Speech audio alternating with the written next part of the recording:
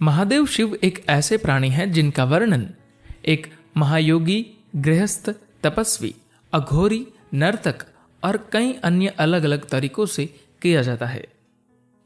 क्यों इतने सारे विविध रूप धारण किए थे भगवान शिव ने?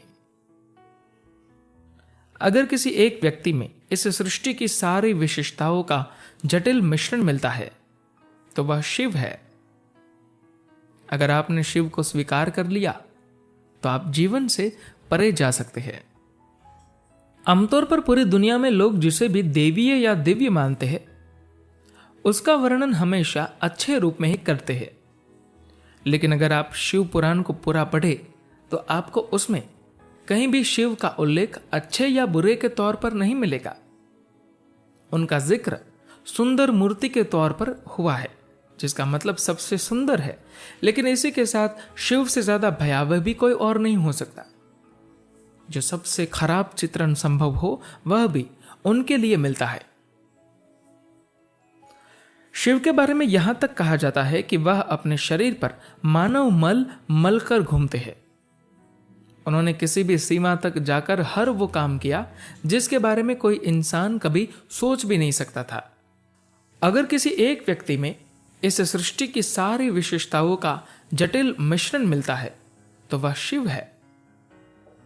इंसान के जीवन का सबसे बड़ा संघर्ष या चुनने की कोशिश है कि क्या सुंदर है और क्या भद्दा, क्या अच्छा है और क्या बुरा। लेकिन अगर आप हर चीज के इस भयंकर संगम वाली शख्सियत को केवल स्वीकार कर लेते हैं तो फिर आपको कोई समस्या नहीं रहेगी। वह सबसे सुंदर है तो सबसे भद्दे और बदसूरत भी। अगर वो सबसे बड़े योगी व तपस्वी है तो सबसे बड़े गृहस्थ भी। वह सबसे अनुशासित भी है, सबसे बड़े पियक्कड़ और नशेड़ी भी। वे महान नर्तक है तो पूर्णतः स्थिर भी। इस दुनिया में देवता, दानव, राक्षस सहित हर तरह के प्राणी उनकी उपासना करते हैं।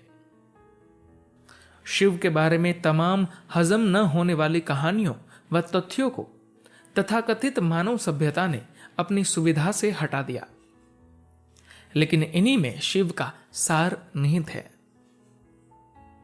उनके लिए कुछ भी घिनौना व अरुचिकर नहीं है। शिव ने मृत शरीर पर बैठकर अघोरियों की तरह साधना की है। घोर का मतलब है भयंकर, अघोरी का मतलब है कि जो भयंकरता से परे हो। शिव एक अघोरी है, वह भयंकरता से परे है। भयंकरता उन्हें छू भी नहीं सकती। कोई भी चीज उनमें घृणा नहीं पैदा कर सकती। वह हर चीज को, सबको अपनाते हैं। ऐसा वह किसी सहानुभूति, करुणा या भावनाओं के चलते नहीं करते जैसा कि आप सोचते होंगे। वे सहज रूप से ऐसा करते हैं क्योंकि वो जीवन की तरह है। जीवन सहज ही हर एक को गले लगाता व अपनाता है। समस्या सिर्फ आपके साथ है कि आप किसे अपनाएं व किसे छोड़े, और यह समस्या मानसिक समस्या है, न कि जीवन से जुड़ी समस्या।